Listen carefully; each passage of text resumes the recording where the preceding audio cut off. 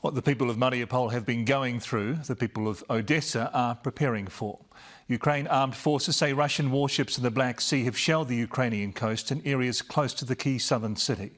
The villages that lie about 30 kilometres south of the vital port were hit in the last 24 hours. Europe correspondent Lisette Raymer is in Odessa and filed this report. This army of volunteers is a powerful sight, but it is the sounds of this scene that best capture the bravery and courage of Odessa's war. The frantic digging of defences, the determined grunt of hard labour, the rare but welcomed light relief that cuts through all the tension, the sound of national pride, the sound of national defiance. They are grateful the world is listening to their fight for freedom, but what the people of Ukraine most want Russia to hear is this. What do you think will happen when Russia arrives in Odessa? I think they will die in here. I'm sorry, but it's true about this situation. They will die on this earth. Around 300 Ukrainians have been showing up here every day. Why are you here? Because it's my country. They have made more than 400,000 sandbags already. Every sandbag that we made can save at least one life. They are being used to build barricades in the city. I don't want to shoot people, so I come here. 3 weeks in, and today there was urgency in the sea air. After news of warships advancing towards the coast was followed by reports of shelling nearby. Of course, everybody worried, but we're not afraid. That's the most important thing. This man is a captain of his own vessel. They don't have a chance. Because the weather is bad, he says, and he prays it will stay that way. At least for a couple more days to get them sick, to get them out of fuel, to get them out of provision. By then, Odessa is vowing to be ready. Odessa people joking that our fish is very hungry. Please come. While defences are being strengthened above ground, the city below the city is readying for war as well.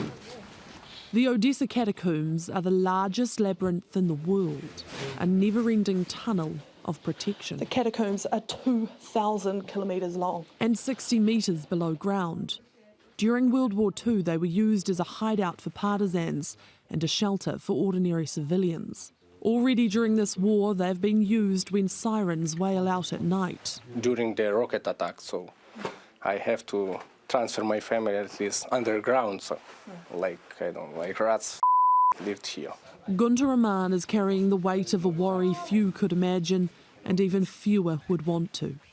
My wife, she's pregnant on the 8 months already, and so she's afraid also to give birth here, yeah, because sometimes we don't know our medicals can come or not. Like millions of others have, she could leave for safety across the border. But war is all too often defined by impossible choices, and this is one of them. She stays in danger with the man she loves, or she goes into the unknown alone. My wife afraid to be alone there, you know, with son just. So I cannot leave my country, so I have to be here. So. If Russia does invade Odessa, it's expected thousands will come here to the catacombs and take shelter. And provided they have food and water, it's expected they could live here in these conditions for up to a month before their health starts to suffer. So everyone is stocking up. Like that. Food and water. It helps to ease the nerves, if only slightly. I'm feeling nervous a little bit and, you know, all the time afraid and panic a little bit even, yeah. He dreams of the day he will wake up with his wife and baby by his side. It will be only sunshine in the sky and no rockets, he muses. And their nights of sleeping with the rats will be buried deeper in history than the tunnels they once lay in. Kia ora, Lisette. Can you break it down for us a bit? Why are these port cities being targeted by Putin?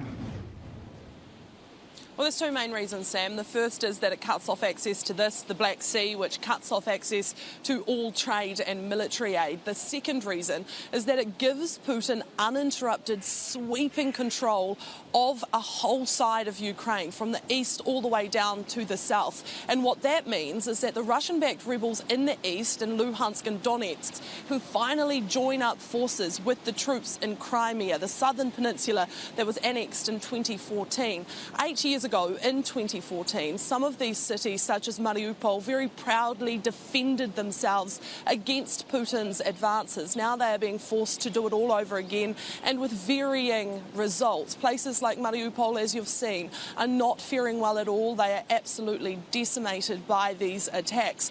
Kherson has already fallen to the Russian troops, but places like Mykolaiv are still putting up a very staunch resistance. And here, the fight is promising to be just as hard fought if the Russian troops arrive on the beaches of Odessa. Live from Odessa in the Ukraine. Lisette, thank you.